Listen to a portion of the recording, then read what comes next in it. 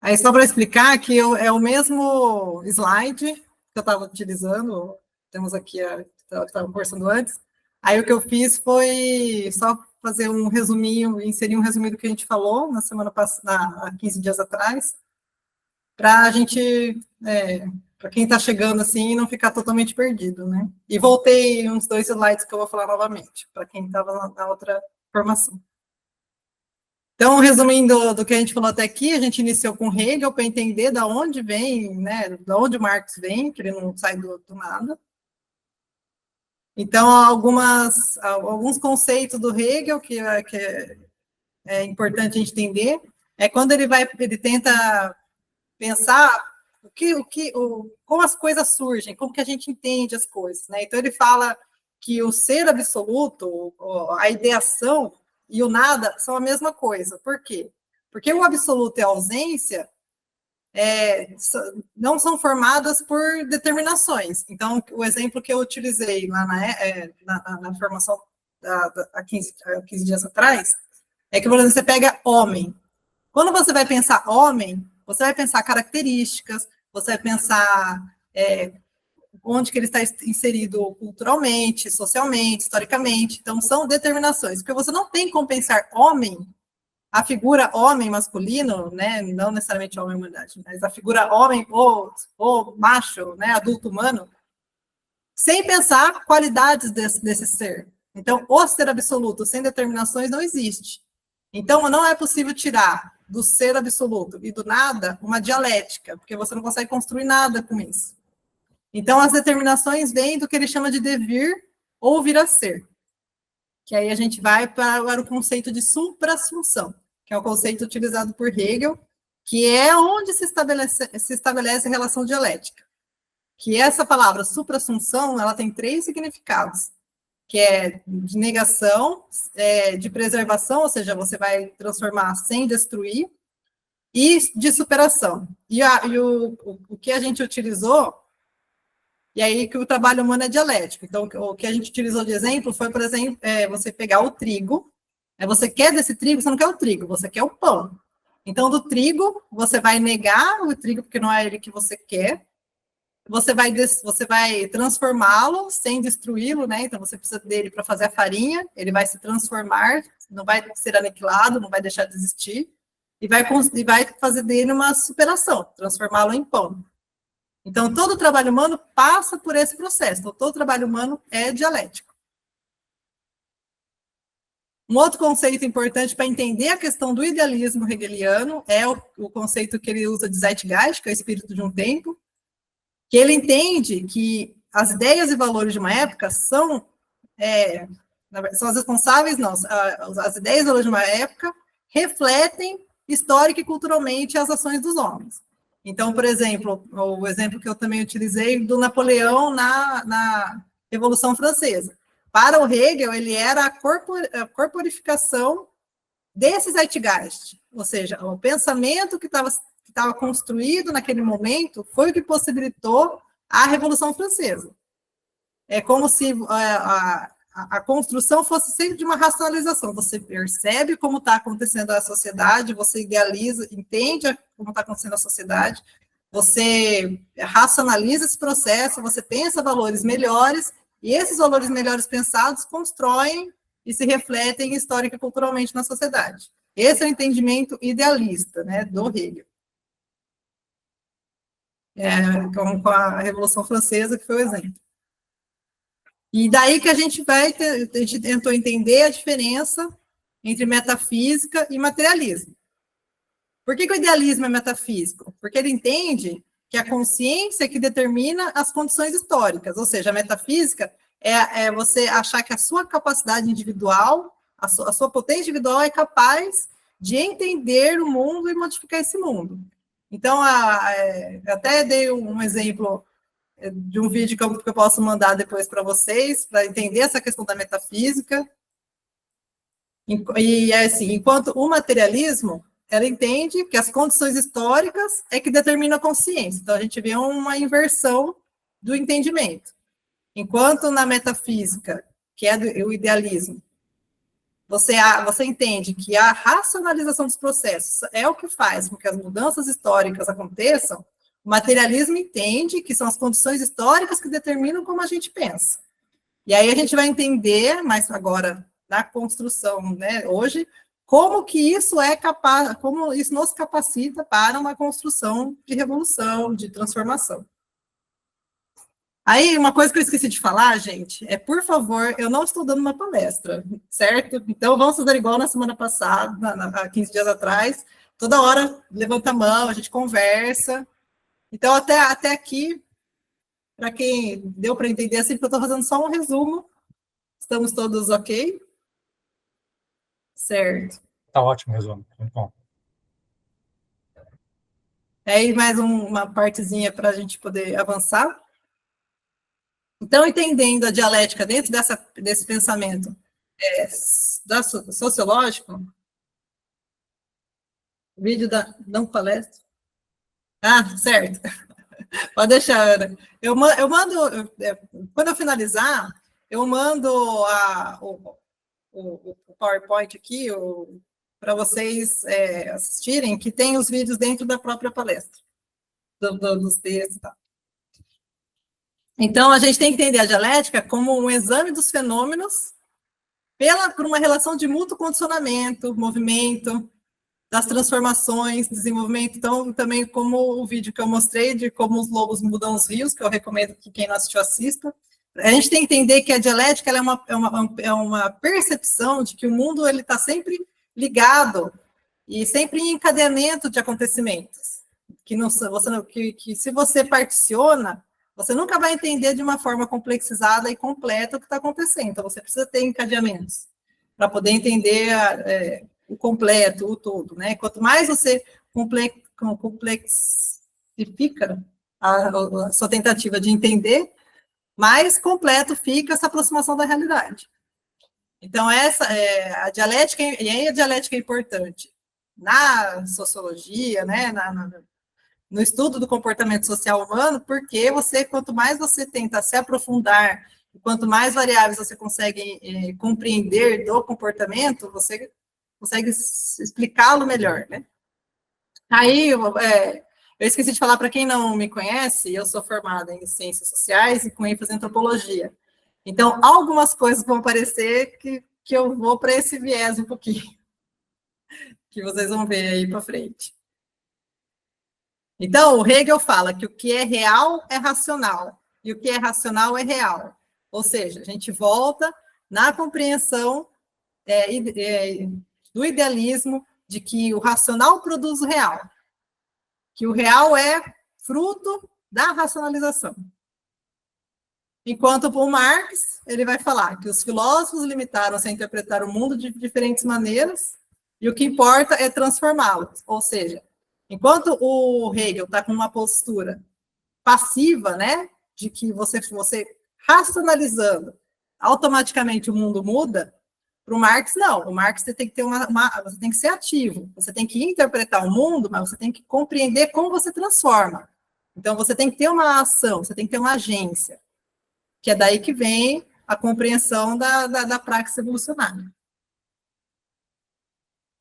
Então, Hegel tem a legitimação da realidade na sua descrição racional, que muda o pensamento. Então, você descreve racionalmente a realidade, você pensa como esse mundo pode ser melhor, e é isso que leva a uma mudança histórica, por consequência.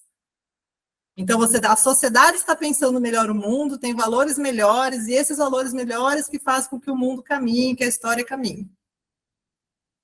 E já Marx, ele não busca explicar e descrever ou racionalizar a realidade. Mas aí você vai observar as contradições. Ou seja, você tem uma realidade que é posta materialmente, historicamente, e você vai tentar buscar a transformação social e revolucionária a partir do entendimento de como as estruturas funcionam, e a partir das suas contradições, você vai capacitar as pessoas a entender o que está acontecendo ali. Então, agora a gente vai entrar, a gente tinha entrado duas ou três slides no materialismo, mas eu resolvi voltar para a gente não pegar o materialismo no meio do caminho. Diga, Otávio. Diga lá. Desculpa interromper, que você tinha Não se desculpe, eu falado quero sobre... fazer gente. A gente tinha incentivado, né, não ser uma palestra, né? Mas sobre esse resumo que você trouxe aí, está muito bom, muito bacana. Eu acho que duas coisas que ajudam, né, a pensar nos conceitos todos que você trouxe, né? Um deles é aquela reflexão, né? Se não fosse Napoleão, seria outro, né? Não é, a história não aconteceu por conta das ideias de pessoas individualmente, né? É por conta de processos maiores determinados, né? Sim. Então, as pessoas acham que, tipo, tudo aquilo aconteceu por conta da genialidade militar do Napoleão. Podia ter uma inteligência particular que influenciou alguma coisa ou outra, mas se não fosse ele, seriam outros, enfim, se não fosse Bolsonaro, seria algum outro fascista. Então, essa ideia que a gente tem que ter, né, enquanto materialistas aqui. E eu acho que quando está falando de dialética aí, né, da concatenação de fenômenos, né, por exemplo, do lobo lá, uma lógica que é muito usada, aquela da descascar a cebola, né, que você vai até a essência e depois volta à aparência, é uma coisa muito usada frequentemente, né, você vai desmontando os fenômenos até a essência mais elementar deles, depois você vai remontando de novo. Essa maneira que o Marx trabalhava, pelo menos, né. Então, enfim, alguns pontos a mais aí sobre o que você trouxe. Não, ótimo, maravilha. Aí eu me baseei, eu baseei muito esses slides no texto do Stalin, que foi o texto que foi passado para a leitura prévia, só para falar que vai ter alguns trechos que é referente ao texto do Stalin.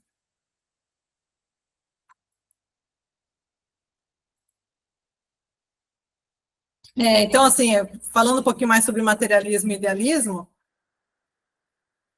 o idealismo, então, é na consciência que existe um absoluto, um espírito universal, uma imagética ideal, e a partir dessa racionalização é que o mundo é formatado, moldado, modificado, né, como já vimos no resumo.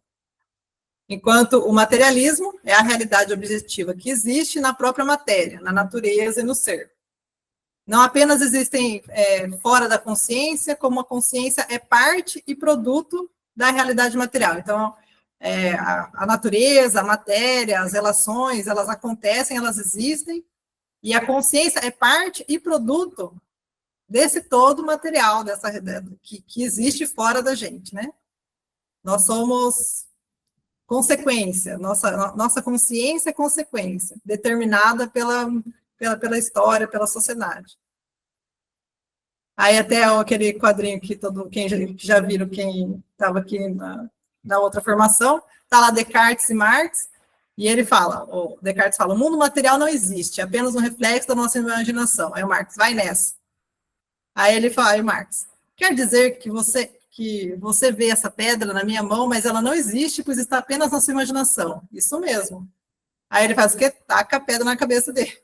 Ai, o que você está fazendo, Carl? Você quebrou a minha cabeça. Tipo, ela existe não só porque você imagina, né? Ela tem uma consequência material na sua cabeça. Aí um trecho que eu trouxe do texto do Stalin, que eu vi aí que eu Otávio, acho que deu o nome certinho dele. Não, o nome é longo, só enfatizei um pouco mais a questão. Talvez alguém se choque aqui, né? Mas, sim, usamos um texto do Stalin como principal referência introdutória. Isso, pega o link lá do Marxist, põe aí faz favor. Vou procurar aqui, já mando já. Beleza. Põe aí para mim. Então, ele traz no texto. Em oposição ao idealismo, que afirma que só a nossa consciência tem uma existência real e que o mundo material, o ser, a natureza, só existem em nossa consciência, em nossas sensações, em nossas percepções, em nossas ideias, o materialismo filosófico marxista parte do critério de que a matéria, a natureza, o ser, são uma realidade objetiva. Existem fora da nossa consciência, independentemente dela. De que a matéria é o primário, uma vez que constitui a fonte da qual se derivam as sensações. As sensações, as percepções, a consciência. Então, a gente entende que o primário é a matéria, que é parte da matéria que deriva, é parte da matéria. Então, a matéria que deriva as sensações, as percepções e a consciência. E esta é o secundário, o derivado, uma vez que a imagem refletida da matéria, a imagem refletida do ser, parte do critério de que o pensamento é um produto da matéria, ao atingir o alto grau de perfeição em seu desenvolvimento, e mais concretamente, essa parte é muito interessante, um produto do cérebro. este o órgão do pensamento, e de que, portanto, não cabe, a menos que se ceda num erro crasso, separar o pensamento da matéria. É muito interessante a gente entender que nessa complexização de compreensão da realidade, que nem a gente estava conversando aqui no começo, que nem todo mundo estava aqui, que nem, por exemplo, na questão do homem e da mulher, da formação, do que faz um homem ser homem, do que faz uma mulher ser uma mulher, que a nossa Constituição, enquanto ser biopsicossocial, ela acontece desde antes da gente nascer.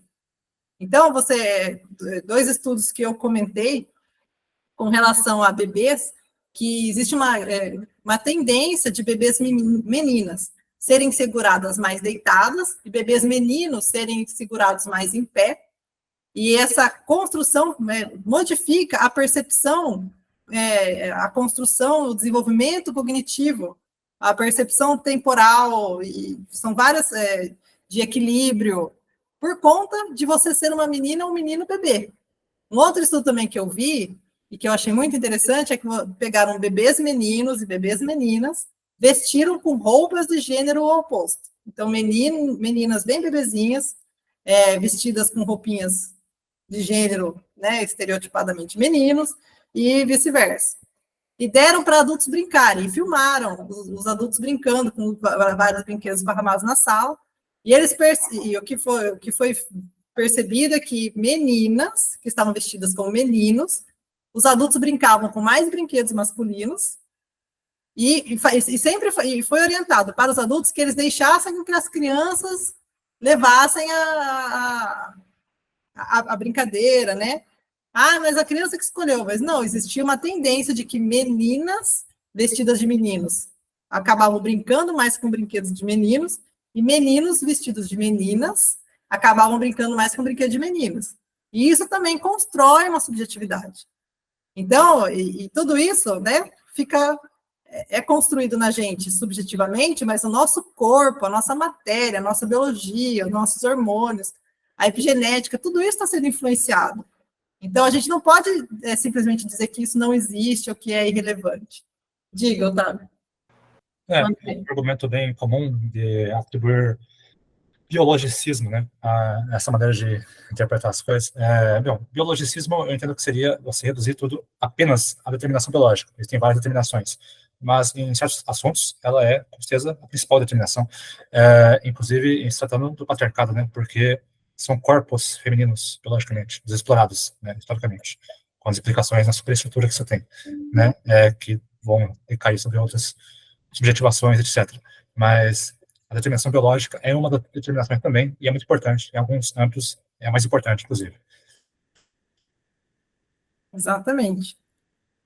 Alguém quer comentar alguma coisa dessa parte?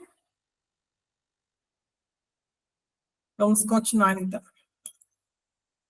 Aí, isso aqui que eu trouxe, trazendo um pouquinho da área de ciências humanas e da tristeza trágica que é o que nós temos hoje.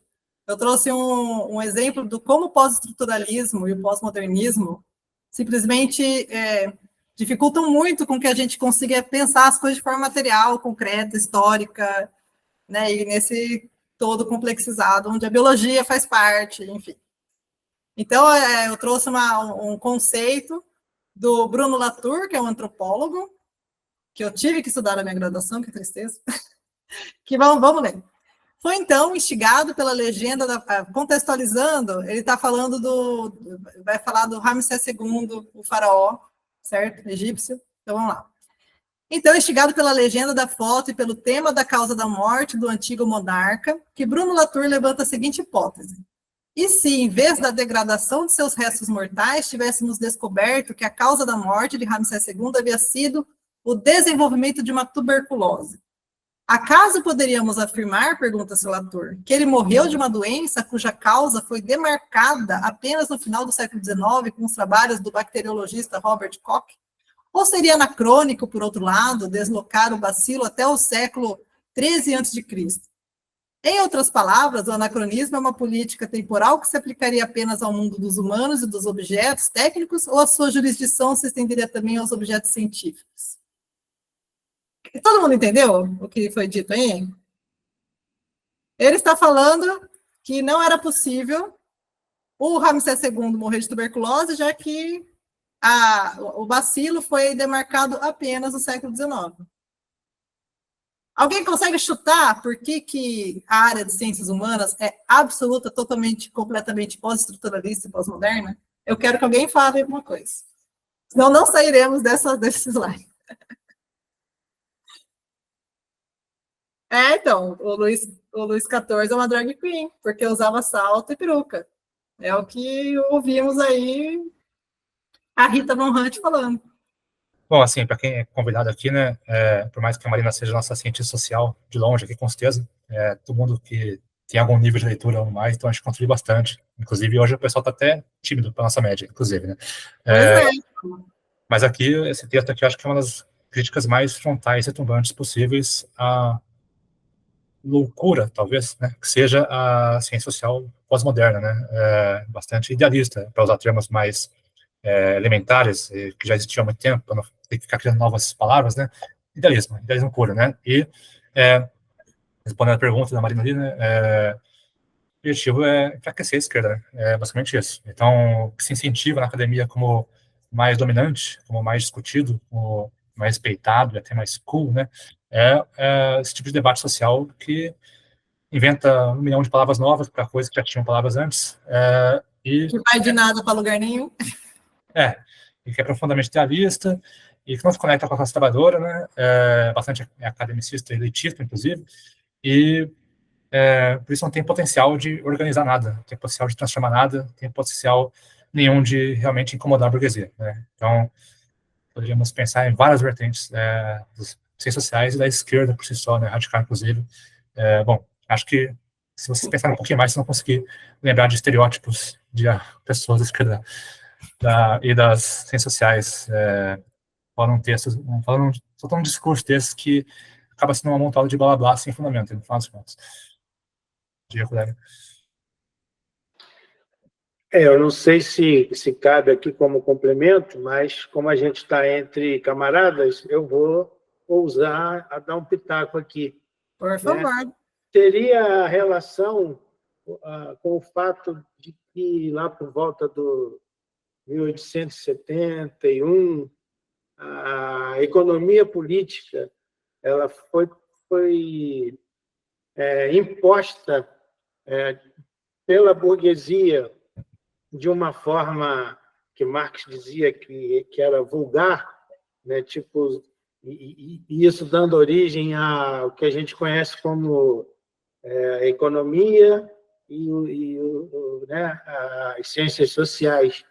Então, parece que as coisas são projetadas, né, intencionalmente para que os resultados possam... Quer dizer, naquela época, ninguém podia projetar até os nossos dias, né? Mas eu penso que o mecanismo seria o mesmo. E aí a minha pergunta é se o meu raciocínio está correto ou não. Complementa aí, Otávio, que eu vi que você está concordando. Sim, eu concordo, né? Totalmente em relação ao que o colega disse. Aí eu lembrei de uma coisa, né? Tem um texto curtinho muito bom, que eu sempre recomendo, do âmbito da esquerda radical, que é o do socialismo utópico ao socialismo científico, né, do Engels. E não sei se o colega já leu esse texto aí, mas enfim, um texto muito bom, e eu gosto da sensação que ele causa em você, que ele já está preso no loop, no espaço-tempo, sabe? Porque o que ele descreve, sabe, em detalhes, acontece no século XIX, insuportavelmente semelhante ao que acontece hoje em dia. Está preso na mesma lógica, se repetindo o tempo todo, como se fosse aquele paradoxo de Bootstrap lá, sabe? Série Dark, lembrei disso agora, mas enfim. Então, sim, é parte do meu processo, né? A burguesia enfraquecendo a esquerda na academia, até no dia da marmota, né? Enfraquecendo a esquerda na marmita, não, estou viajando aqui, na academia, como parte de um projeto em larga escala, sabe? Então, isso também alcança a mídia, também alcança o discurso dominante, né, nas mídias, né, também, assim por diante. O que a gente sempre tem que pensar é que não existe uma moralidade, uma ética, o que existe é uma lógica. Então, a lógica estrutural de funcionamento do capitalismo vai tendenciar o processo. que vai levar à construção de ineficiência para um pensamento crítico e científico da área de humanas. Por quê? Porque a área de humanas é o que habilitaria as pessoas a criticar a própria lógica social, porque é onde ela encontraria as contradições e ela onde traria a possibilidade de transformação social, que é o que o Marx fala. Então, é necessário que o... Hannah Arendt, Jesus. Então, é necessário, para a lógica do capitalismo se perpetuar, que você coloque, insira pensamentos alienantes, construções de entendimento que não demonstrem a realidade nas ciências sociais, e por isso que elas são hegemônicas, porque se você não pode fazer ciência. Aí, dando o meu depoimento pessoal, quando eu entrei em ciências sociais, há bons anos atrás, eu entrei na ingenuidade, achando que eu ia entender o comportamento social humano de forma científica. Os meus primeiros 2 anos foram muito legais, porque você estuda principalmente, né, as ciências sociais tradicional, como ela foi surgindo, suas preocupações. Aí vai derretendo.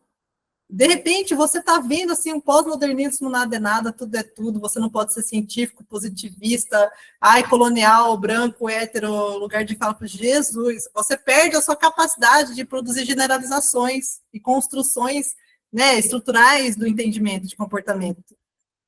Foi muito complicado para o meu ser humano conseguir se formar em ciências sociais. Quem levantou a mão primeiro? Colega, vai lá. Também, rapidamente aqui, eu acho que entra dentro desse contexto a percepção do senso comum de que a área tecnológica é a única que tem valor. E isso também, acho que é uma consequência da questão, hoje, por exemplo, neoliberal, né? E aí eu acho que, pensando no todo, isso acaba influenciando também a forma como as ciências humanas não somente são vistas pelo senso comum, mas como elas são praticadas em termos de academicismo dentro da academia, da universidade, né? Que também é burguesa, né? bom,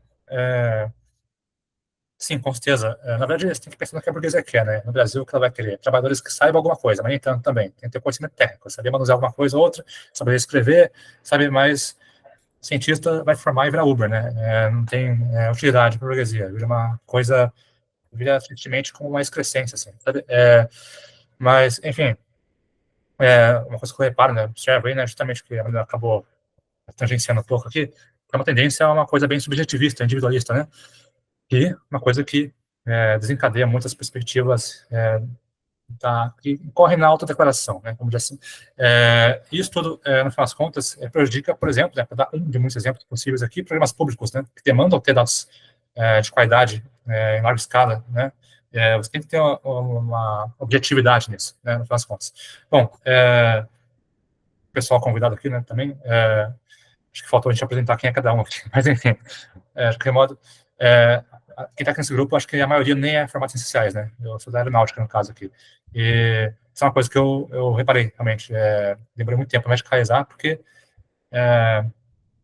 queria encontrar essa ciência objetiva, realmente, que permitisse transformar a realidade de maneira objetiva ali presente, né?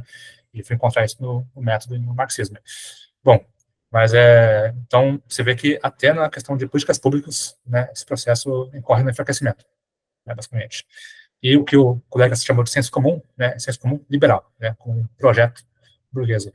A gente tem que entender que os processos do patriarcado também fazem com que seja muito mais fácil um homem que não precise mais performar o feminino se declare como mulher desfém e lésbica, e isso ter uma pressão para que a sociedade aceite do que vice-versa. Então, uma mulher que não performe um mínimo de masculinidade e que se diga homem, ela tem mais chance de ser rechaçada socialmente sem que haja uma comoção da esquerda do que um homem que quer se colocar como mulher, apesar de qualquer coisa. Porque a narrativa no patriarcado, ela está nas mãos masculinas. Então, o homem ele pode demarcar o que é uma mulher.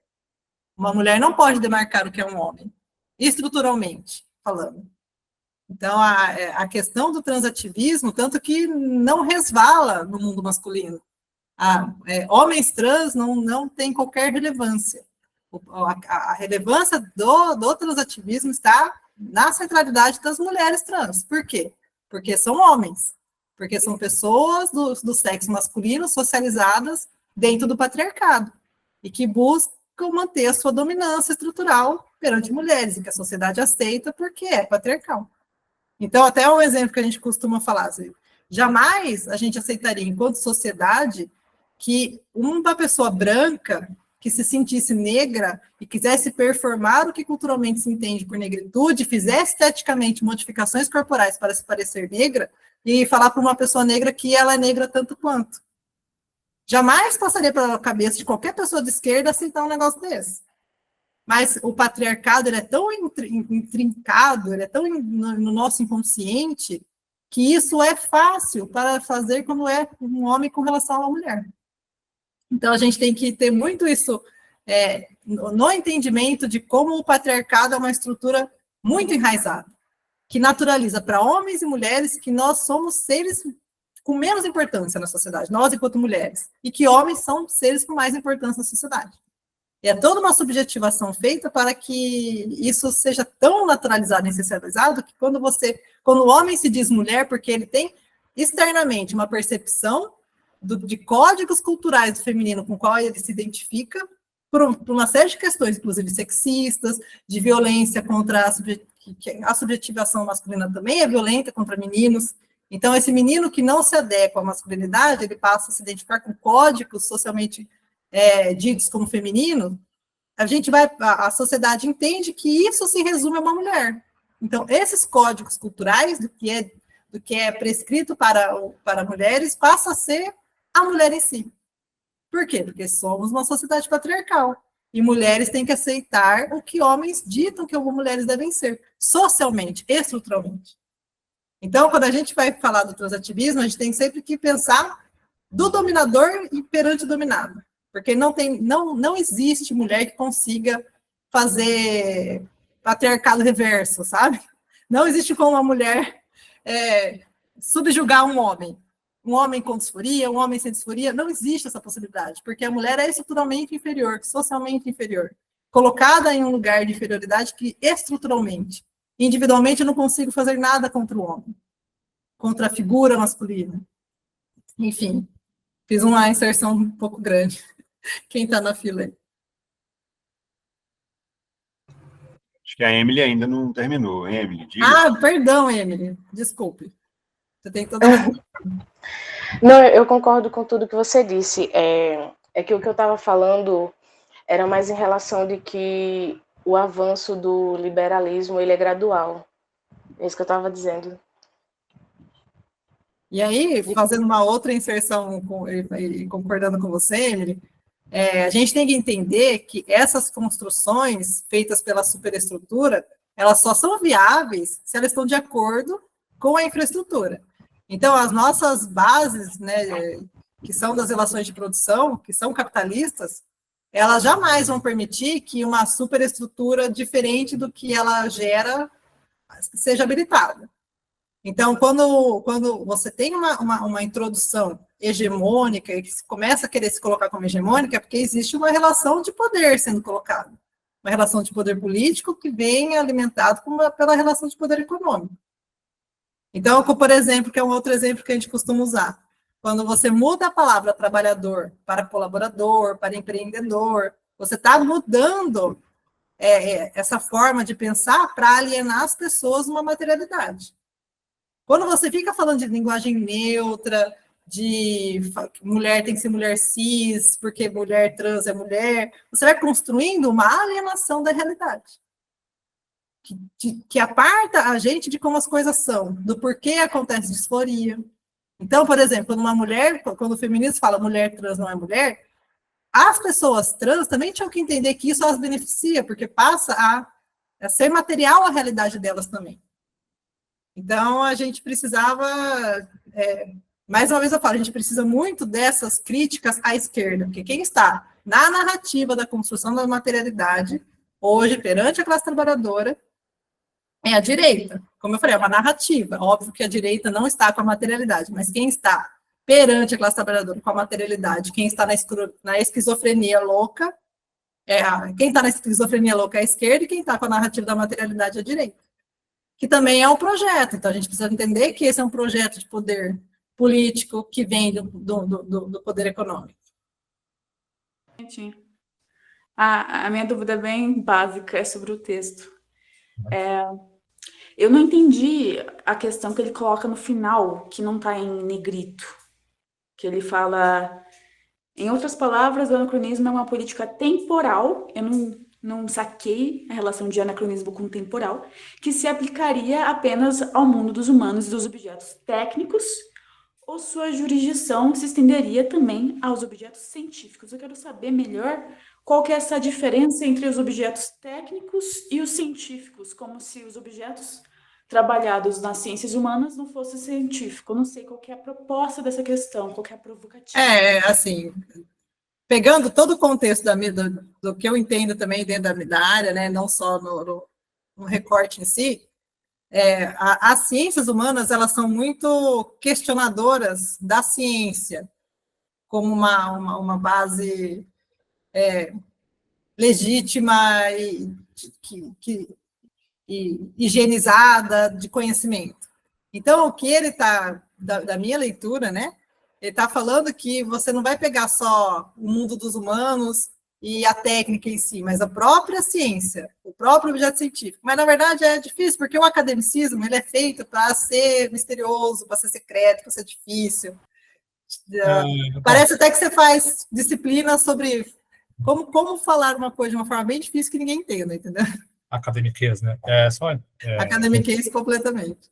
Você vendo aqui, né? Bom, basicamente o que ele está falando ali, dá para entender que é o seguinte, né? Certas coisas a gente até aceita que, ok, é anacrônico, né? Se falar, sei lá, em anos 1400, na Europa medieval. Porque é anacrônico porque não existia o conceito, né?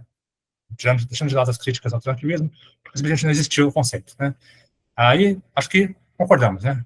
Qualquer que seja a esquerda, concordamos. Aí está questionando, será que eu posso levar isso para outras coisas também? Sabe, como, por exemplo, uma doença que de fato existe? Ou seja, aí começa a loucura, basicamente. O idealismo, enfim.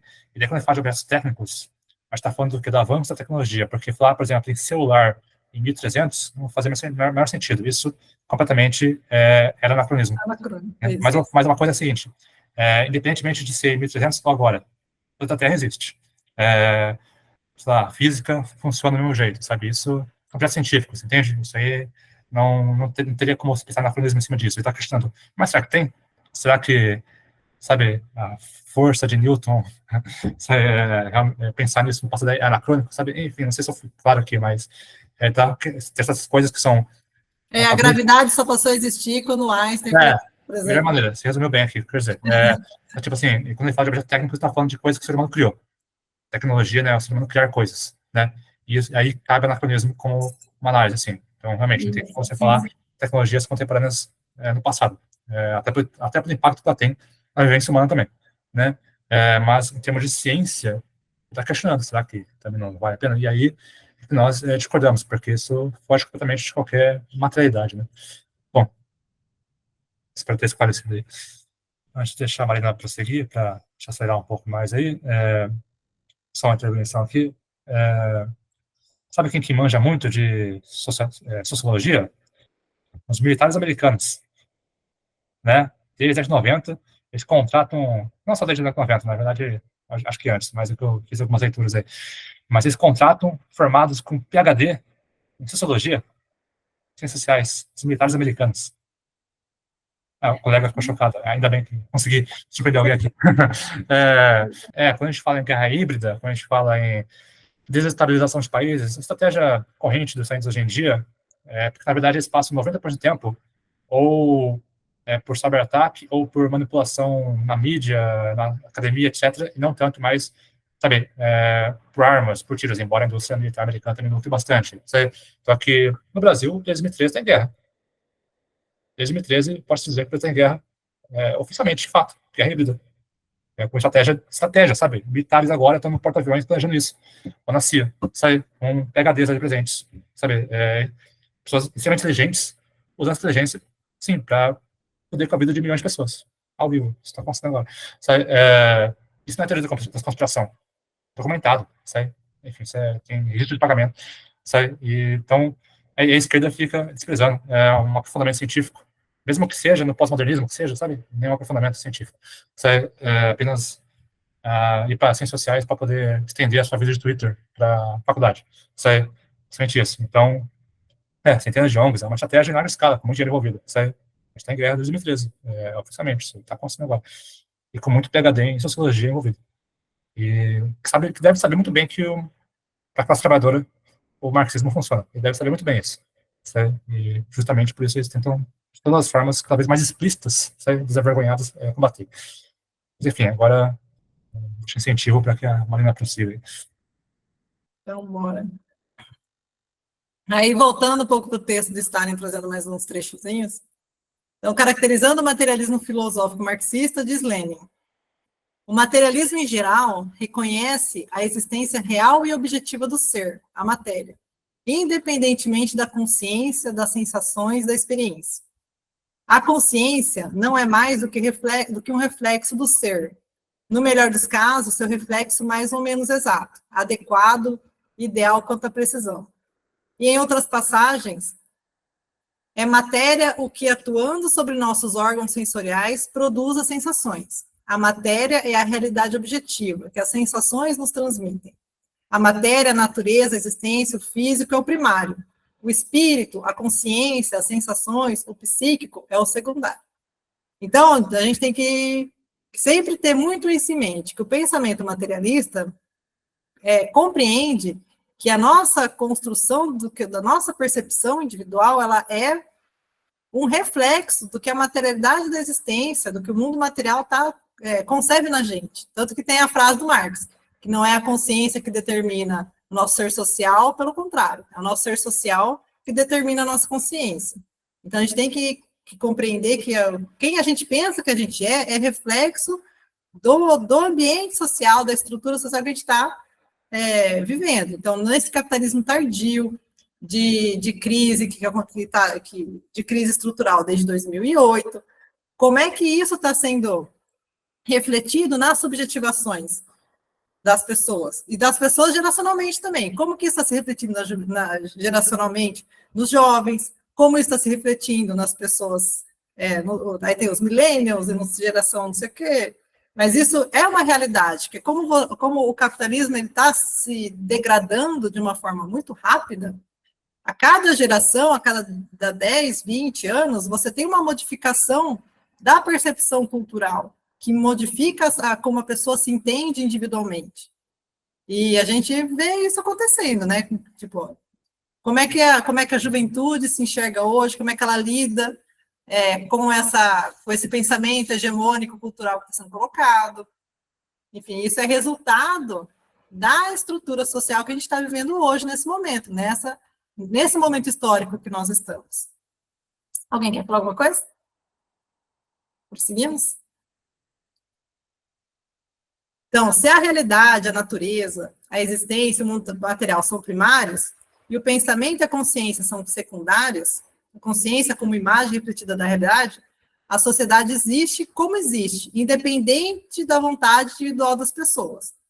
Então, a gente tem que entender que a estrutura, ela funciona como uma engrenagem. A gente está como se estivesse em cima de carrinhos nessa engrenagem. Não é a gente pensando que a gente vai mudar alguma coisa que muda. Você tem que... Como é que faz para que toda essa estrutura de engrenagem modifique? A minha vontade individual não consegue fazer nada. Então, eu me chamar de não binária para que eu pare de sofrer a violência estrutural de eu ser mulher, eu consigo? A partir do momento que eu me autodenomino que eu não sou mais uma mulher? Com a minha ação individual de falar, de me apartar do gênero mulher, me liberta da estrutura do patriarcado do que eu posso sofrer por ser uma mulher. Nada, certo?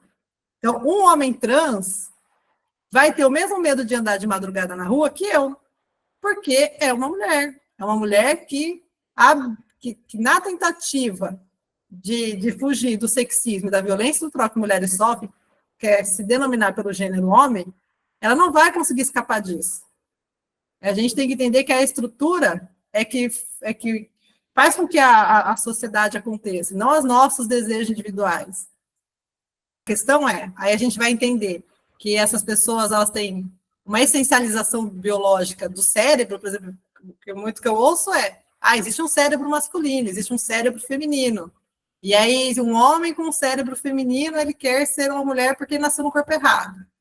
Isso é uma realidade? Existe comprovação? Ou talvez o que aconteça seja, existe uma subjetivação masculina e feminina, que é violenta para ambos, e um corpo individual subjetivado para uma forma de comportamento, que no caso do homem é que tem que ser violento, é que tem que inibir o sentimento, é que tem que subjetivamente, inconscientemente, objetificar mulheres, sexualizar o tempo todo o corpo feminino, ser uma potência sexual ativa, ser violento consigo, com outros homens e com as pessoas, e essa é a subjetivação masculina. Então, um indivíduo do sexo masculino que não consiga lidar com essa subjetivação pode ter uma disforia.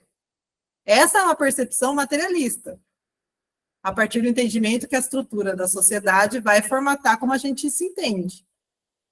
A menos que comprovem que existe um cérebro feminino, eu sou uma mulher, me percebo como mulher, não porque eu sou um corpo feminino, mas porque eu tenho um cérebro feminino, a gente tem que olhar mais para a explicação sociológica, da estrutura de onde a gente vive e de como a gente é formatado subjetivamente a partir da estrutura social que a gente vive.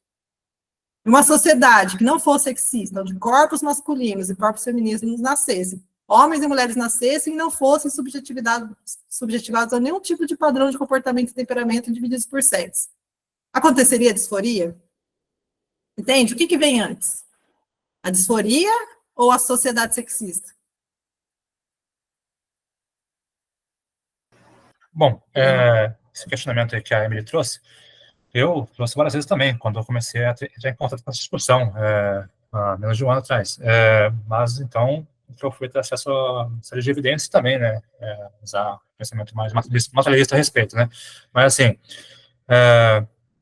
disforia existe, realmente. A gente entende como um sofrimento psíquico, né? Tanto quanto, por exemplo, a disforia de corpo que a pessoa com anorexia tem, sabe? Bom, e isso se tentou estudar já de vários momentos, né? A gente pode pensar na disforia como algo que esteve associado, por exemplo, né? Acho que como exemplo principal, talvez, a pessoas trans, periféricas, prostituídas, exploradas, violentadas, e isso ainda hoje existe bastante, né? A prostituição como a rota dessas pessoas aí. Isso é um problema social grave. Essas pessoas são pessoas que merecem coisas, com certeza. Ninguém nega que isso. No entanto, tem havido uma transformação, uma expansão desse movimento aí, na onda LGBTQIA, PN+, etc. Sabe?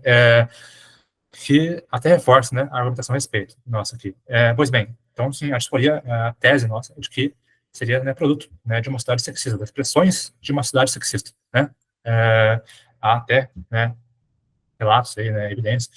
Acho que a Robin uma vez trouxe de um cara gay na favela que não consegue ser machão, etc. Então, em vez de falar, você é um cara gay, não, você é uma mulher no corpo de homem, sabe? Na verdade, isso tem acontecido com muita frequência. Eu tento ser moderado aqui, mas enfim, sim, o que eu vi tem muita evidência disso. Então, tem essa tese aí. Só que, né, aí, já, é que eu sempre vou esbarrar em coisas que pessoas frequentemente vão questionar, mas tem prova já, né? Na academia tem se cerceado bastante as pesquisas a respeito. Na medicina, né, a regulamentação a respeito, né, tem mudado a nomenclatura a respeito, sabe? Então, o transativismo, com muito financiamento por trás, tem embarcado mais fundo ainda no idealismo em que se baseia, né? Deixando de lado até algo de material, né, que existia, que era a disforia, e se encaminhando para a rota pura e simples da autodeclaração, que, sim, chega a beneficiar muitos homens que a fazem, né? Mas é preciso lembrar, né, estruturalmente, né, do ponto de vista da infraestrutura uma sociedade capitalista patriarcal ou simplesmente patriarcal, para buscarmos algo mais elementar, né? Qual corpo é explorado, né? Basicamente. E como, no final das contas, deixa eu só ver a mensagem da Jéssica aqui. Vai lá, camarada. Bom descanso, Jéssica. No final das contas, é algo que é imposto violentamente sobre corpos femininos, que é o gênero, né? E que, portanto, faz sentido elas se livrarem disso. Tratado como uma mera escolha cada vez mais de prateleira, né? Por outras pessoas aí. Então, bom brega até você pensar que ser mulher porque você usa um vestido ou passa um batom, etc. Sabe? Não era algo que a gente criticava até uns 5, 10 anos atrás. Enfim, tá nesse sentido aqui, mas analisando, a gente reconhece totalmente que existe disforia e a gente, inclusive, acredita que deveria ser estudado melhor a origem desse fenômeno, né? Também tem estudo que mostra que autistas, tem 6 vezes mais autistas dentro da comunidade trans que na população geral. Então, qual é a relação de perceber do autismo não ter uma dificuldade de compreensão dos códigos sociais com sentir disforia, né? Também é algo que não se permite estudar. Vai lá, colega. Minha dúvida aqui é mais terminológica, se é que a gente pode falar isso. Quando você diz lá o que é primário, né, matéria, natureza e tal, e o secundário, espírito, consciência, sensação, psíquico. Esses termos que você usou como secundários são sinônimos? Na verdade, esses termos são do Stalin, né? Que eu peguei do texto dele. Então, ele usa isso como sinônimo? Explica melhor o que seria o sinônimo. Porque esses termos podem ter definições distintas, dependendo, né, da cultura, se falar em espírito, falar em consciência, em psíquico, né? Será que ele... Com certeza, o pensamento dele sobre espírito é no sentido de mente. Isso, no alemão tem mental, muito... né? Isso, no alemão, por exemplo, você tem quando o Weber fala do espírito do capitalismo, é mais nessa construção de uma mentalidade. Sim. Ok, obrigado. Então, aí eu dando uma puxadinha para pensar de uma forma material, né, a sociedade, então a gente pode pensar que nas mais diversas sociedades a gente encontra diversas ideias, concepções, porque a vida material é diversa, né, e ela expressa ideias e concepções de mundo diversas a partir do quê? Da materialidade, da realidade que cada sociedade construiu para si mesma, né, quais são as forças... É estranho falar forças produtivas para a sociedade não capitalista, né? Mas qual era a construção que viabilizava economicamente e materialmente a sociedade, que é o que faz com que uma concepção de mundo aconteça para cada sociedade. E aí, trazendo uma perguntinha, né? Uma polêmica. Eu sou uma antropóloga diferente. O que vocês pensam sobre essa frase? Que culturas são a naturalização de violências a determinados tipos de pessoas? Vamos pensar no capitalismo. Se a gente pensa que o capitalismo é uma cultura, né? A gente entende que a construção do capitalismo naturaliza que pessoas pobres sofram violência, porque elas não conseguem meritocraticamente ter acesso às coisas. Então, a gente vê uma criança pobre na rua, a gente vê um pedinte, a gente não humaniza essas pessoas. Então, as culturas, elas existem como uma forma de gerir recursos escassos, certo? E nessa gestão de recursos escassos, a gente pode pensar como hipótese que algumas pessoas devem ter menos direitos que outras, construído isso cultural, simbolicamente, para que esses recursos possam ser distribuídos para quem tem mais direito e para quem tem menos direito, certo? Então, existem uma série de violências que a gente vê na história da humanidade, nas constituições dos grupamentos humanos, elas acontecem por quê? Porque a gente naturaliza culturalmente que violências possam acontecer a determinadas pessoas. O que vocês acham? Bom, acho que cultura, né, trabalha no âmbito da superestrutura, né, e Sim. é isso, mas também que há mais que se possa chamar de cultura também. Inclusive coisas numa perspectiva bem até metafísica aqui, positivas, né, vamos dizer assim, também podem ser enquadradas como cultura, né? Enfim, na verdade, uma coisa que acaba se inserindo na cultura, né, de modo geral, é a manifestação artística do ser humano, né? Que acaba refletindo nas determinações do modo de produção que está inserido, né? Mas se esse modo de produção não tiver classes, se esse modo de produção for um modo de produção em que a pessoa não está libertada do trabalho, por exemplo, ela vai continuar tendo a capacidade de se manifestar artisticamente, não é? Então, e ainda vai existir, então, algo que a gente possa chamar de cultura, se cultura pudesse ser entendido assim como também aquilo que envolve as artes manifestadas pelos seres humanos. Sim. Então, faltou, na verdade, eu trazer um recorte que é a cultura antropológica, essa cosmovisão compartilhada por um grupo de uma forma de vida. É um tema que precisa estudar também.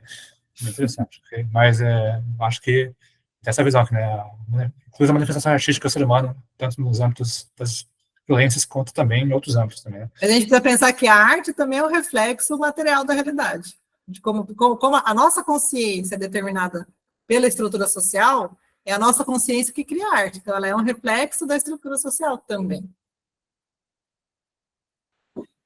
Eu já levei mais assim essa questão cultural como o hábito mesmo, né? O conjunto dos hábitos que formam o senso comum. Então, em cima disso, o próprio oprimido banaliza a violência que o oprime. E isso é assim, uma alienação em grau máximo, né? O pobre de direita, essas coisas. Eu levei para esse lado. Não, mas é tudo uma mesma coisa. O pobre de direita, ele carrega em si a cultura do capitalismo. Então, ele internaliza que se ele batalhar, ele vai chegar lá, por mais que ele saiba que isso não vai acontecer. Mas ele internaliza essa cultura. E ele internaliza que todos os outros que estão ao redor dele também são não merecedores. Porque a gente naturaliza essa violência com a nós mesmos. Por isso que existem mulheres, que a maioria das mulheres são machistas, são misóginas, elas atuam para a reprodução da violência contra a mulher, porque isso é o que as culturas fazem. Elas colocam para nós verdades e essencializam comportamentos que não são naturais, mas que a gente entende como natural. Qualquer comportamento que a gente naturaliza uma violência, ela vem dessa subjetivação que a cultura traz, independente da cultura que for. Porque a sociedade, as ciências sociais, elas têm uma tendência a humanizar e a fazer uma aura de bom mocismo das culturas que não são capitalistas. Sendo que não, todas as culturas são, na raiz, violentas, porque elas precisam demarcar.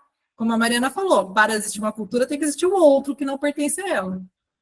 E o outro que não pertence a ela é, em si, um sujeito de menos direitos. Então, a cultura é sempre uma separação de um determinado grupo do resto. E dentro da cultura vai ter, hierarquicamente, quem merece, quem não merece, quem merece mais, quem merece menos também. Como naturalização de determinado tipo de violência de determinado tipo de pessoas. E as mulheres costumam, normalmente, ser bem afetadas nesse processo de naturalização de violência contra nós. Mas a gente também tem que entender que, por exemplo, para os homens, existe uma naturalização de violência também. Que o comportamento masculino demanda que se naturalize, que o homem tem que ser violento. Isso também é uma deformação dos meninos para que se tornem homens de uma determinada forma. Também existe uma naturalização de violência contra meninos, para que eles sejam formatados para um comportamento de agente de violência. Então, até o que a gente costuma falar, que na nossa sociedade, que os homens são os que mais matam pessoas trans, os homens são os que mais matam mulheres, mas também são os homens que mais matam outros homens, são os homens que mais se suicidam, são os homens que morrem antes. Então, a gente tem um comportamento que se percebe que é estrutural, violento com homens também. na deformação de crianças, meninos, para se transformarem em homens. A naturalização da violência é uma coisa generalizada. Essa que é a verdade. Diga, Otávio. Bom, eu acho que o tema da cultura renderia uma formação por si só, né? Eu sinto que precisaria de um aprofundamento maior nesse sentido. De qualquer modo, eu tento, né, trazer para aquilo que você falou que tangenciou, que eu entendo melhor, né? Então, veja bem, pensando no tema da superestrutura, né, do modo de produção vigente, tem a ideologia, né, dominante, que é da classe dominante, né?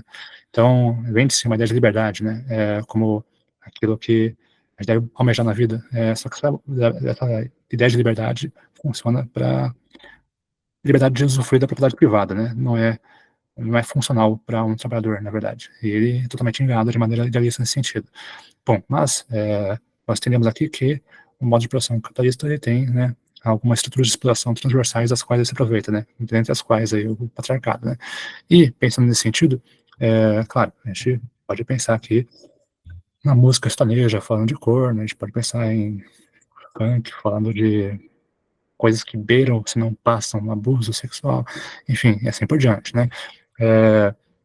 Com certeza, trata-se da cultura aí, vamos dizer assim, ecoando, né, a maneira de ver as coisas de uma cidade que já naturalizou bastante violência, na verdade, né. Mas aí é preciso novamente pensar, né, quem tem o dinheiro na gravadora, né, basicamente, quem investe nas rádios para que isso toque todo dia, sertanejo. Então, novamente caímos no efeito da classe dominante, né. Enfim, e pensando também em âmbito cultural, né, a gente pode pensar, acredito eu, posso ter errado, né, religiões como, por exemplo, aquelas de matriz africana, funcionando tais quais elementos de reação, de resistência de um povo, né.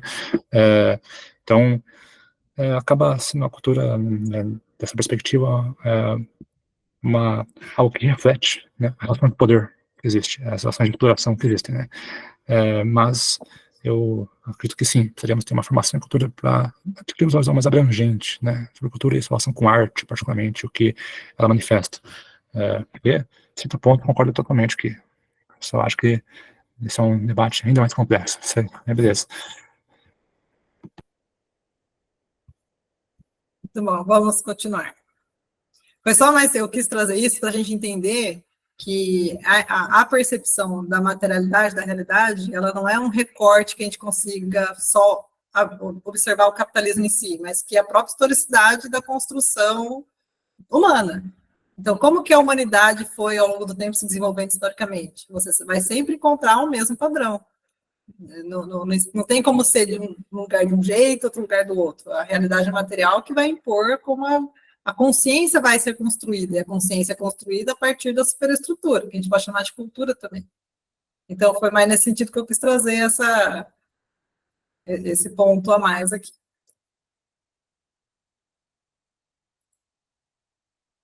Então, aí, alguns dos questionamentos que também são colocados no texto, né? Por que o socialismo utópico e o anarquismo não dariam certo? Por que recai em idealismo? Por que recai em idealismo? Quem que quer chutar? Por que anarquismo e socialismo utópico são idealistas? Ninguém quer chutar, gente. Tem que falar de novo. Mas não tem uma estrelada, né? Vou dar um chute aqui. Seria pelo mesmo princípio, porque eles idealizam um mundo melhor sem levar em conta a materialidade, né? A historicidade do momento histórico. Seria por aí? Sim, com certeza. Diga, Otávio. Bom, não sei se todo mundo aqui também está inteirado do que é de fato, né, ou foi pelo menos o socialismo utópico enquanto movimento histórico, né. Então, na verdade a Marina abordou essa questão, mas nem todo mundo teve também. Então, houve uma etapa aí, principalmente na primeira metade do século XIX, em que vários intelectuais, empresários, etc., né, como, por exemplo, Robert Owen, é o nome que me vem à mente aqui, inventaram, eu vou criar um mundo diferente, sabe? Vou investir, criar uma cidade diferente aqui, onde vai funcionar com regras diferentes, né? Esses projetos, por mais positivos que fossem, por mais que tenham sido bem seguidos durante algum período de tempo, né, sempre fracassaram, porque se consideraram uma visão de totalidade, na verdade, para começar, né? Mas, enfim, não tinha essa perspectiva científica que, né, Marx e Engels construíram através do materialismo histórico dialético, né, naquilo que ficou conhecido como marxismo, né? Mas essa ideia, que era, como eu citei hoje mesmo num grupo aí, né? Estava conversando com um amigo meu, né, e falou, por que eles não criam uma cidade aí do zero para mostrar? Eu falei assim, tá, mas de onde que vai vir o dinheiro? Que propriedade que a gente vai ocupar uma terra de alguém? Como que vai convencer as pessoas a ir para lá? Sabe? E se crescer isso aí e incomodar quem tem poder, o que vai acontecer? Sabe? Essas implicações da materialidade que batem a cara como tapas não devem ser esquecidas, são fundamentais de se pensar. E o socialismo utópico era muito sobre isso. Posso eu inventar na minha cabeça aqui uma ideia, tipo um coach na larga escala, assim, sabe? E vou criar parece muito divertido até. Posso inventar o meu mundo, sabe? Mas infelizmente não pode inventar esse mundo do nada. Está submetido a toda uma realidade de modo de produção, a pressão da materialidade. Então, esse fenômeno existiu aí. Ainda hoje acaba sendo uma linha de pensamento de alguns, no final das contas. Eneida. O Otávio deu esse exemplo, né, do amigo dele perguntando, por que não cria, né, e eu vejo, às vezes, o pessoal citar algumas experiências que eles chamam de anarquistas lá na Europa e tal, e, assim, desconsidera completamente a questão da segurança, né, quer dizer, se um outro grupo quiser invadir e tomar aquilo ali, entendeu, como que eles vão, entendeu, se resguardar, de quem é a legislação sobre aquilo ali, entendeu? Tudo, tem um Estado em volta deles, né? Aquilo ali é mais uma ciranda, né? Mas ela está dentro de um contexto de um Estado que existe, né? Tem uma concepção, né, weberiana aí, né? Cada vez mais afundando em ciência social, né? Estado é quem tem o monopólio do uso da força, né? E, na verdade, um certo entendimento, alguns vão dizer que a União Soviética nunca deixou ser um Estado, nunca foi para o nível do comunismo, né? Porque precisou manter o quê? Forças armadas, né? Para resistir num mundo que era hegemonicamente ainda capitalista. Não houve essa condição, talvez pudesse ser desmontado o Estado, porque, enfim, não sei que todo mundo tem essa associação direta entre Estado e Forças Armadas. É algo diretamente relacionado, sabe? E nem todo mundo tem essa percepção. Mas, enfim, que combinam com o que a Anida falou sobre a questão de segurança para se manter num mundo hegemonicamente diferente, que vai te pressionar. Guilherme? Quando eu costumo conversar com anarquistas e tal, eu costumo perceber que geralmente eles parecem que querem fazer um teleporte histórico, sabe? Porque eles querem chegar basicamente no mesmo lugar que a gente quer, num mundo assim, sem governo, sem Estado. No entanto, eles não têm um método para chegar até lá, né? Eles só querem, tipo, não, o Estado tem que acabar. Daí eu pergunto, e como é que faz? Não sei, tem que acabar. Parece que eles querem acabar com o Estado num dia e no outro dia começar a anarquia, sabe? Como se não tivesse um caminho longo para percorrer até lá para que, sei lá, as condições materiais se tornem impossíveis para isso. Em defesa dos nossos amigos anarquistas, bebedores de corote, de São Carlos, a Mari não conhece. Eles vão dizer que tem um método assim, não me aprofundei tanto, né? Uma ação direta. Enfim, Só isso que eu ia falar, ação direta. Entende? Só realmente não vemos como de fato científico, né?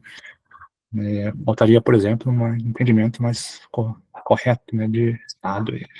Mas também não desprezaremos, né, as contribuições relevantes que amigos anarquistas derem aí.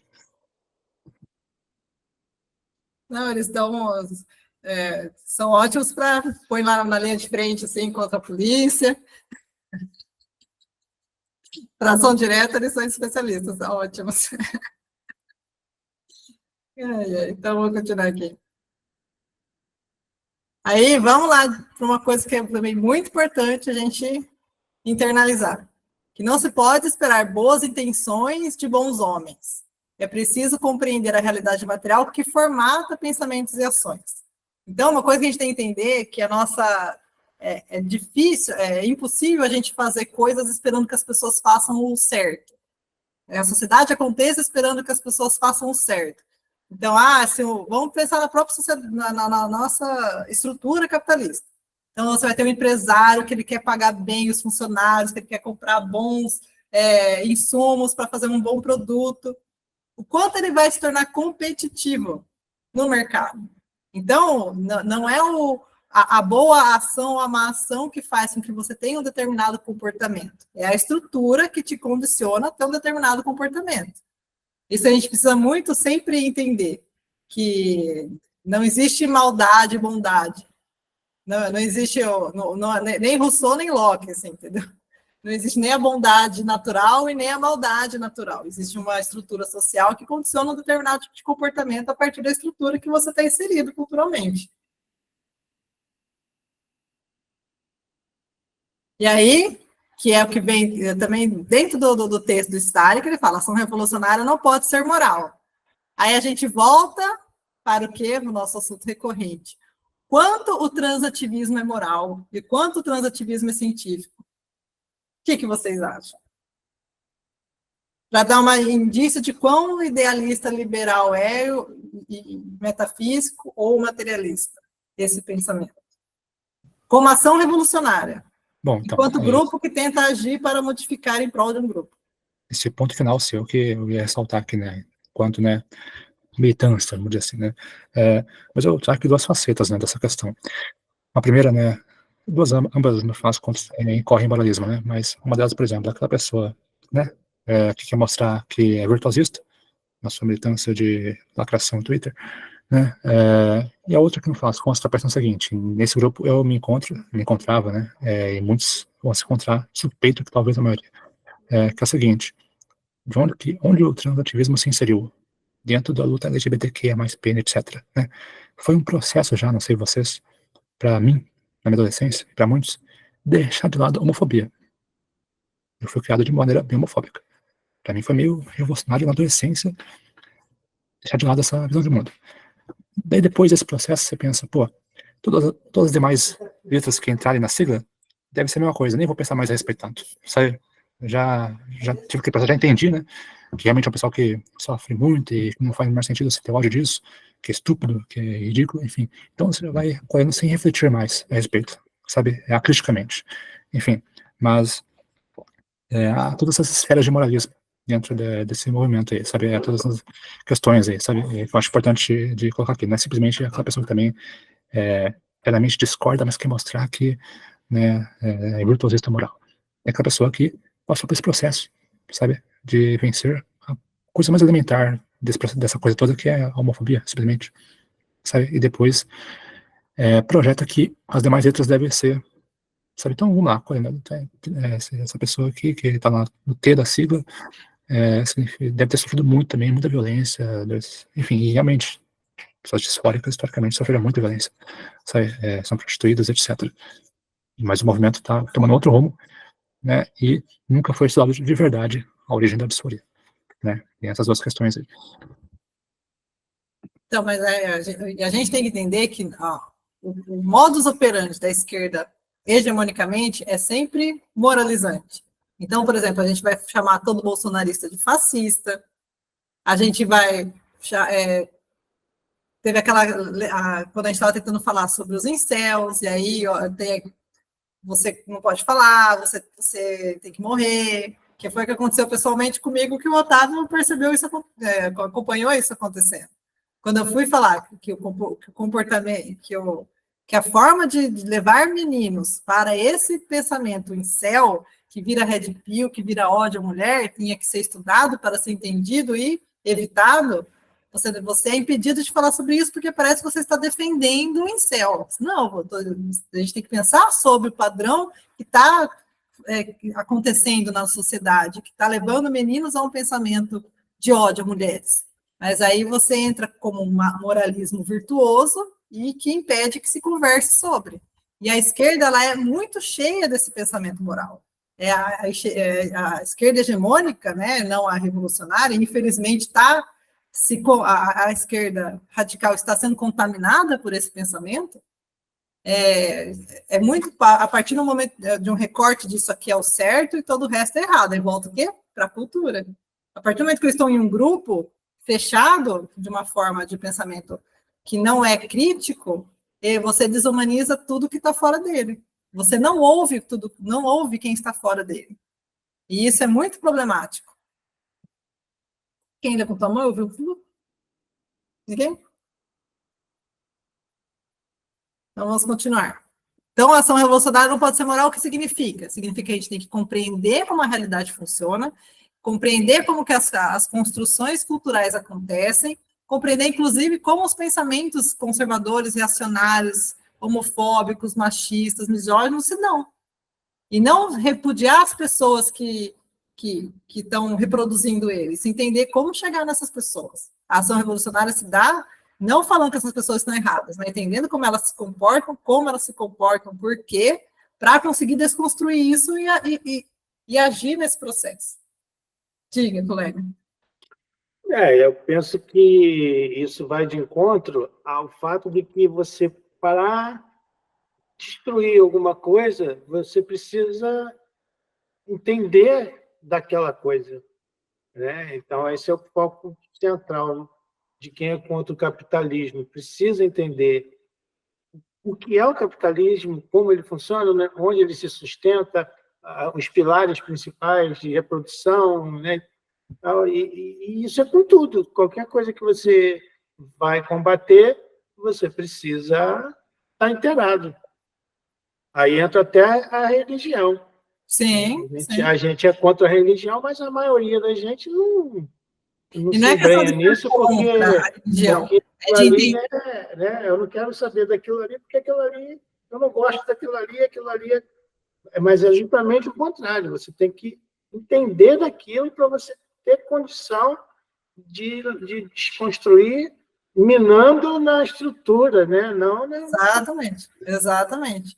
A pessoa deixar de ser religiosa tem que ser um reflexo da desconstrução que a militância faz na vida dela. Você não pode chegar falando mal da religião para ela, porque isso afasta, né? Você chegar com um tom moralizante de você estar certo sobre um assunto, você não está trazendo para essa pessoa uma forma de pensar diferente. Você está trazendo a sua verdade, confrontando com a verdade dela.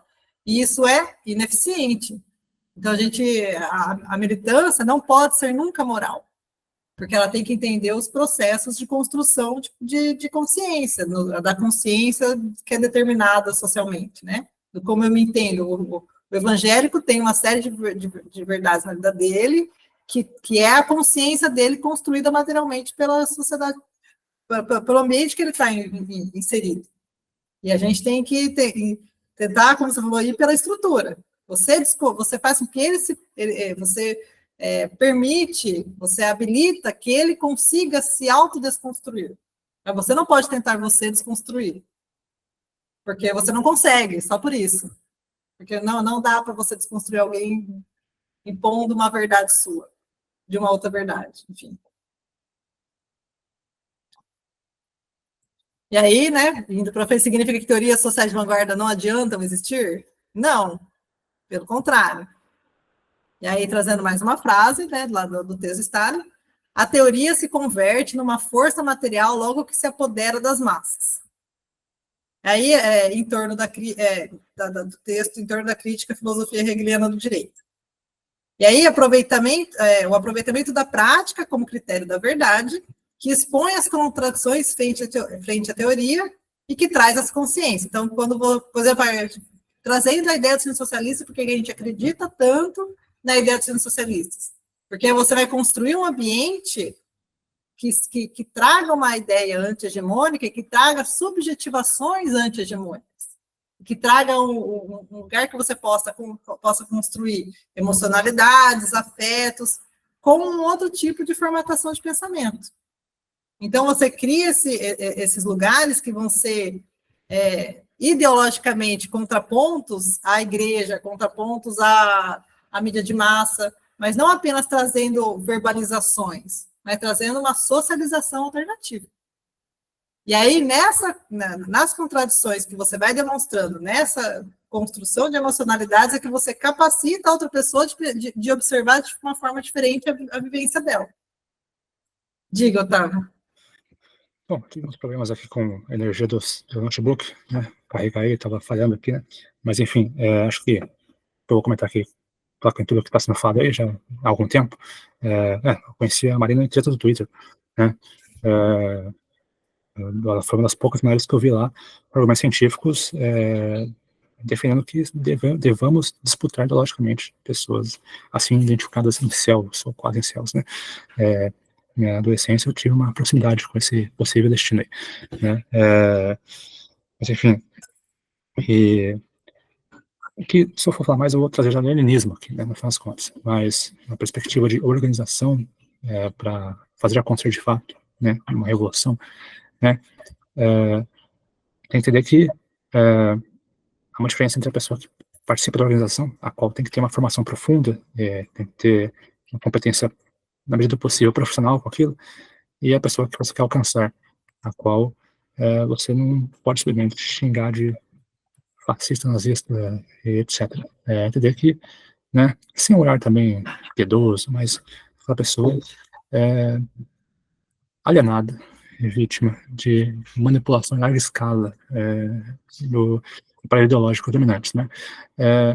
Bom, eu tento trazer um pouco mais também para o tema do que está sendo trazido aqui, né? Enfim, acho que até relembrando um pouco, né?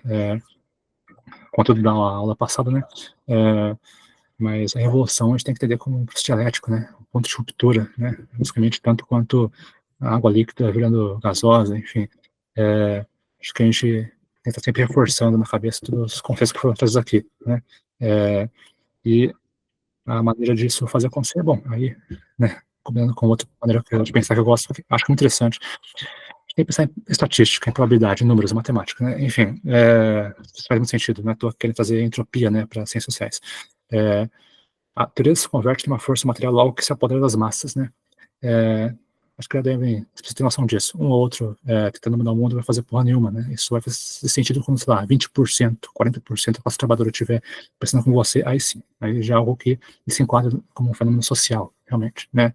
E daí, por isso que eu acho que, inclusive, tem que haver uma conexão maior com já, né, um pouco, mas tem que ser mais profundo na conexão com estatística, com probabilidade, com matemática, por si só, né? Enfim, quem é materialista já sabe disso há muito tempo. Muito bem. Então, como a gente está falando, é preciso que a vanguarda trabalhe organizando, mobilizando, transformando. Então, a mobilização e a organização facilita o processo de mudança das forças sociais antigas, então, para um novo processo, né, para uma nova forma de socialização, de estruturação da sociedade. E para isso é preciso organização.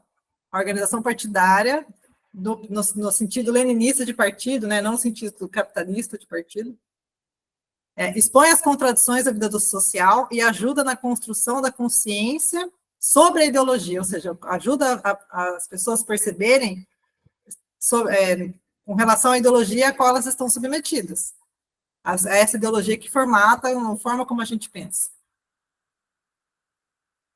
E aí, alguns questionamentos. Como pensar a organização e a mobilização no nosso atual contexto de capitalismo tardio, conectado digitalmente?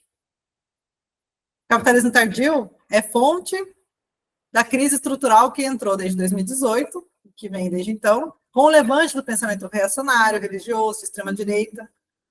Onde cabe o pensamento revolucionário nesse contexto, né? Como é que a gente faz para que pessoas cada vez mais conservadoras, cada vez mais religiosas, cada vez mais tendendo à extrema-direita, se tornem disruptivas desse processo? Alguém tem alguma ideia? Já digo que eu tenho muito pouco, que é uma construção coletiva. Não esperem que eu traga essa resposta.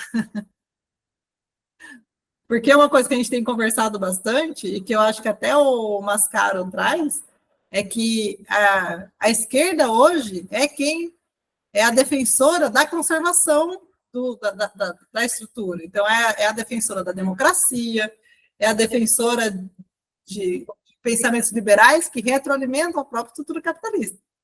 Enquanto a direita, a extrema-direita, elas têm um pensamento muitas vezes disruptivo, que é contra o sistema, estão falando da indústria farmacêutica, estão falando dos bilionários, eles só não encontram que é a esquerda radical que dá resposta para isso. Diga, colega. Quando você fez a pergunta, eu pensei na ideia dos centros socialistas, né? A Alisson fala na capilaridade social. Acho que só infiltrando pela base é que você vai conseguir lutar contra esse aparato ideológico poderosíssimo, né, que se faz presente. Aí, como ele fala, né, Forças Armadas, escola, a própria família, a igreja, então os meios de comunicação, como é que você vai de cima, né? Não tem como. Então, acho que só indo pela base é que você tem alguma chance de lutar contra isso. E ainda falando dos centros socialistas, que a gente tem que entender, que foi uma das coisas que também a gente teve muitos problemas lá na associação, é de entender que a robustez metodológica da militância tem que ser muito grande, como o Otávio está falando. A gente tem que ser como igreja mesmo. Os pastores têm que estar falando a mesma língua em todos os lugares. Não é um jeito de um lugar de um jeito, no outro lugar do outro. A gente tem que ter uma coesão metodológica e ideológica revolucionária, dessa prática revolucionária, que seja muito coesa.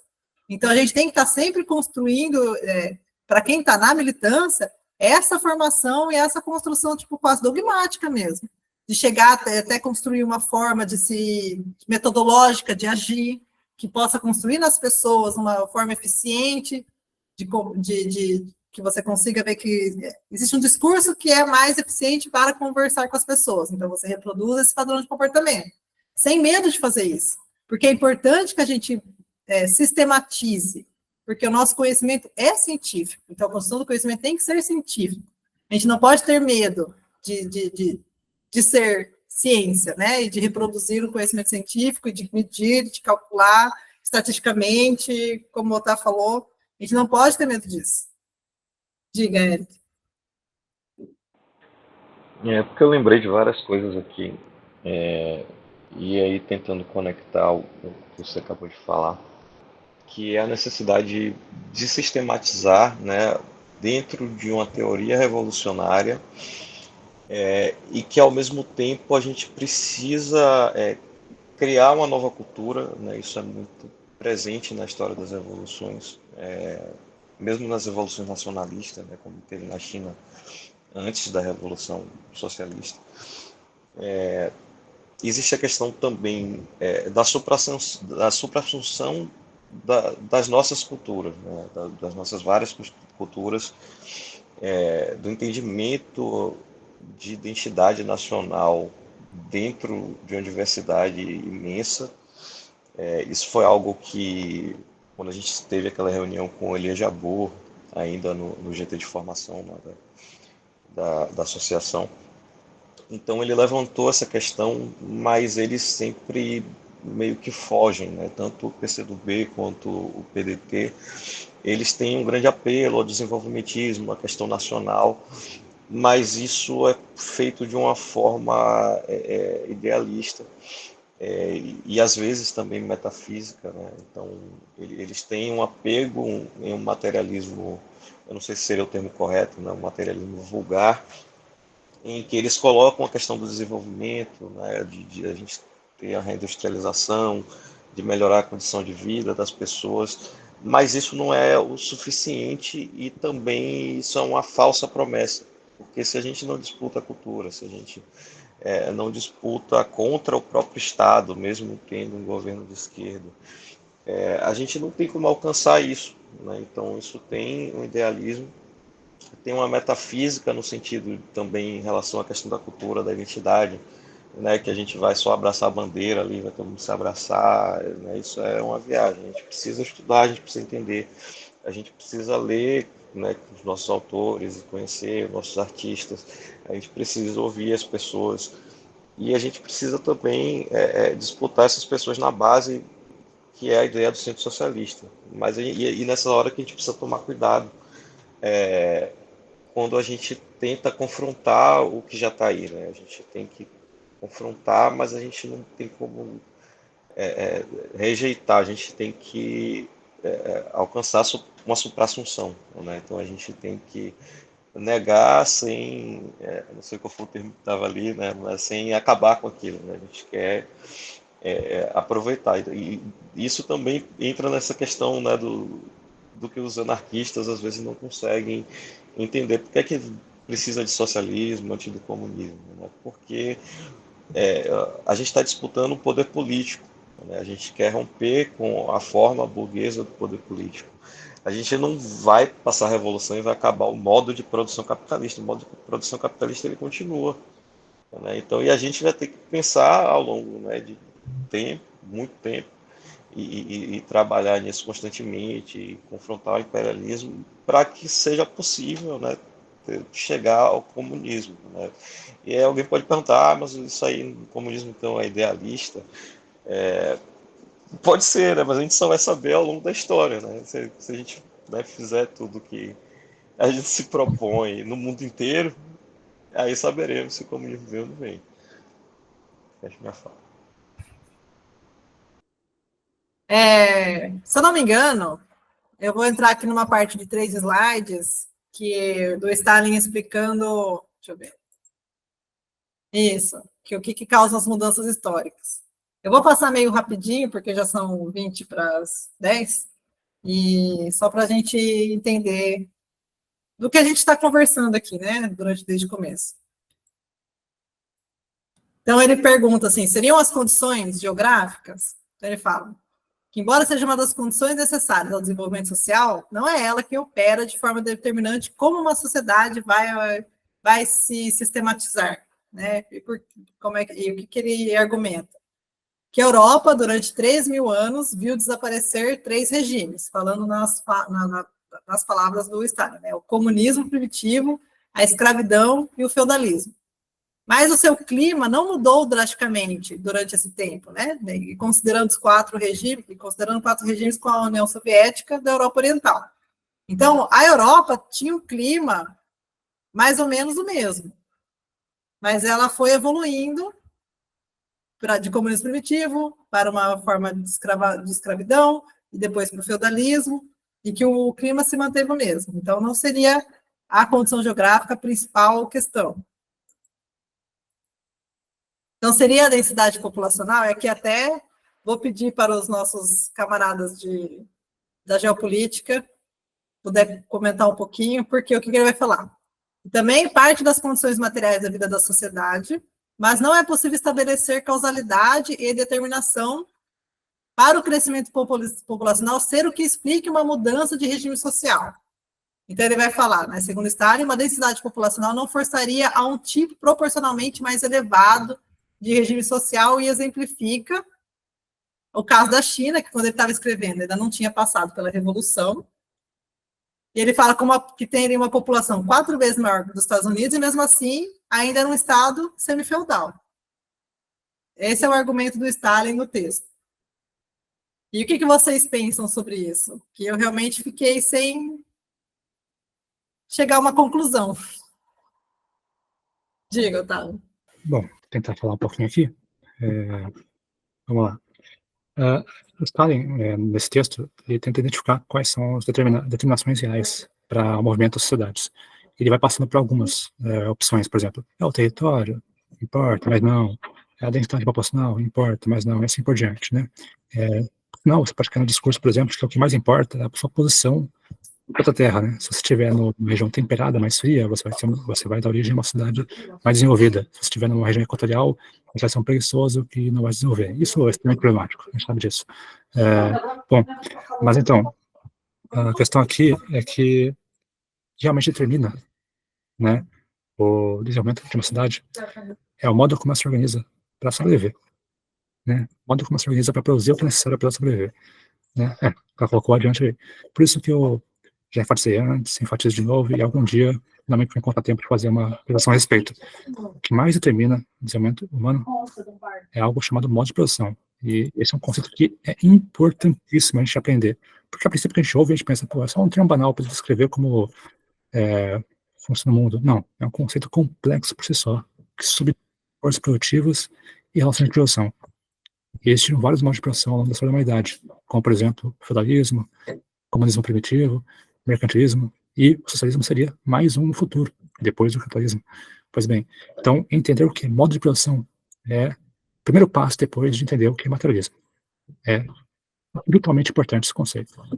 tem que ter na mente de maneira mais complexificada possível. O que mais determina o desenvolvimento histórico da humanidade é como ela vai se organizar para produzir as coisas. E isso, historicamente, incorreu no quê? Incorreu numa certa escassez, né, ou melhor, num excedente pequeno, né, o que leva ao surgimento de classes que entram em disputa. Então, por isso que se pode abstrair que o motor da história da humanidade, né, é a luta de classes. Essas classes que surgem em uma certa estrutura para produzir o que é necessário para sobreviver. Bom, Ana, fico muito feliz com a sua presença aqui. Ela já foi embora. Bom, a Bárbara está ainda? A Bárbara? Ana tá. Não, mas a Tô Bárbara. aqui. Ah, sim. Bom, então, manda um abraço para Ana. Quê? Manda um abraço para Ana. Não, mas ela tá aí já. Ela ainda tá aí. Ah, sim. É a outra Ana que saiu. Ah, então eu fiquei completamente perdido aqui. Beleza. Bom, mas é isso. O que realmente determina o desenvolvimento histórico da humanidade é a maneira como ela se organiza para produzir o que é necessário para sobreviver. Isso a gente chama de modo de produção, é um conceito complexo por si só, e desencadeou a luta de classe ao longo da história da humanidade. Isso aqui eu estou dando uma passada rápida, porque eu entendo que a gente tem que fazer uma formação só sobre essa questão, né? Então, eu passei aquele slide porque o Otávio já falou sobre ele. Então, isso significa que a história do desenvolvimento da sociedade é, antes de tudo, a história do desenvolvimento da produção, a história dos modos de produção, que se sucedem uns aos outros ao longo dos séculos, a história do desenvolvimento das forças produtivas e as relações de produção entre os homens e mulheres, né? Coloquei aí um assertivo. Então, a construção da historicidade humana se dá a partir da relação das mudanças que acontecem no seio do regime atual. Então, de novo, aquela questão da suprassunção. A gente não vai tirar algo do nada e também a gente não vai conseguir aniquilar o que já existe. Então, você vai transformar para que algo superior aconteça, né? Então, as inovações tecnológicas, científicas, técnicas produzem mudanças estruturais no desenvolvimento da produção que impactam a sociedade, o redimensionamento de forças e o estabelecimento de um novo regime. Aí, para finalizar, jogando uma discussão coletiva que pode ser só mental, porque estamos realmente já quase 10 da noite. Capitalismo é um resultado histórico, não amoral, porque não é moral, da humanidade, que é uma coisa que a gente tem muito que entender enquanto militância, que o capitalismo é um resultado histórico e material. O capitalismo chegou aqui, não foi por uma aleatoriedade, foi porque existiu uma construção histórica que culminou no capitalismo. Então, a gente não pode falar o capitalismo, sair falando para as pessoas, sair falando até pode, mas no sentido de entendimento científico, que o capitalismo é mau, que o capitalismo dá um caráter moral, dá um caráter de vilanidade. Ele é um resultado histórico que a gente tem que lidar e superar, porque ele causa sofrimento humano. Alguém falou alguma coisa? Eu vi. Subiu aí, mas não vi o que era. Como a gente faz saiu. O que é isso? Do evangelismo revolucionário, não sei o que é, não sei o que é isso, não. Tem a ver com Operação psicológica. Ah, entendi. É a maneira como você faz uma pessoa achar que é empreendedora, por exemplo. Então faz parte dessa ideia de guerra híbrida. Mas enfim, só complementando aqui, né, é importante entender também que, né, o modo de produção capitalista cumpriu um papel histórico importantíssimo. Então houve um momento em que, né, a superestrutura refletiu uma infraestrutura que foi importante, sabe? Fez avançar bastante as forças produtivas e encerrou um período de milênios de escassez na vivência humana. Mas chega num ponto em que não faz mais sentido. Exatamente. Temos bastante para todo mundo não passar fome. Exatamente. Então, a gente tem que encontrar uma forma de suprassunção do capitalismo, né? Como é que a gente supera e coloca alguma coisa melhor. E é isso, gente. Por hoje, chegamos ao último slide. Teremos a terceira, Marina? Ah, meu Deus. Acho que sim, né? Bom, Conteúdo é inesgotável. Antes de ir para marxismo, dá para passar por modos de produção, justamente. É interessante. Porque daí você passa por todos os modos de produção até chegar no atual, e aí daí se disseca o atual, né? Mas, enfim, é um material muito bom que a Marina montou, que demonstra como ela é uma professora que não está ainda lecionando, né? Talvez seja o futuro dela aí, não sei. Passando no concurso público, já professora aí de marxismo, não vão deixar, infelizmente. Bom, obrigado pela presença de todo mundo. Para quem ainda sobreviveu até o final aqui, vocês puderam perceber, principalmente os convidados aí, né, que a gente acaba tendo uns debates muito ricos nessas atividades de formação, isso é bem interessante. A gente quer usar esses vídeos Não gravados. esperaria nada diferente disso. Realmente, o nível aqui é bastante elevado, né, e, bom, eu recomendo bastante que não se esqueçam que isso foi uma formação em materialismo histórico dialético, apesar das múltiplas ramificações, é importante rever o vídeo, estudar e deixar bem claro na mente o que é materialismo, o que é dialética e o que é o MHD, de modo geral, enquanto método que o marxismo sempre utiliza. Vou deixar só um nome aqui no chat, aqui, ó, pesquisem esse nome aqui, ó. Laura Richardson. Ela é a general americana comandante daquilo que chama de Comando Sul. Comando Sul das Forças Armadas Americanas não existia até, olha só, 2011, 12, por aí. Aí surgiu, coincidentemente, quando começou a guerra híbrida por aqui. Então, quando eu brinco que tem militares e intelectuais num porta-aviões planejando o que vai acontecer no Brasil, é porque deve ter mesmo. Agora, esse aumento. Isso aí. E interessante uma coisa também, olha só a representatividade, uma mulher general imperialista, sabe, presente ali, esse trabalho de foder todo mundo. Isso aí. Aí sim, hein? Ó, que beleza. Bom, Agora vai. Então, há um porta-aviões americano sempre zanzando na América do Sul agora, já faz uns 10 a 15 anos, mais ou menos. E essa mulher está a liderança máxima por trás disso. Enfim, então, é isso. Eu poderia falar muito mais coisa, mas sei que foi a orientação do colega, né, de me censurar aqui. Quem assistiu, né, a formação, né, focar nos conceitos da formação, materialismo, dialética, MHD, de uma geral, né, e teremos mais formações adiante, queremos retomar o tema do feminismo, trazer o tema do imperialismo, geopolítica, e outros temas também, né, na medida do possível, aí, nossas capacidades, e claro, passar por marxismo, né, de uma geral. Bom, mas é isso. Pode já parar de gravar, meu cabelo gigante, Fábio, e vamos encerrando por aqui, ok?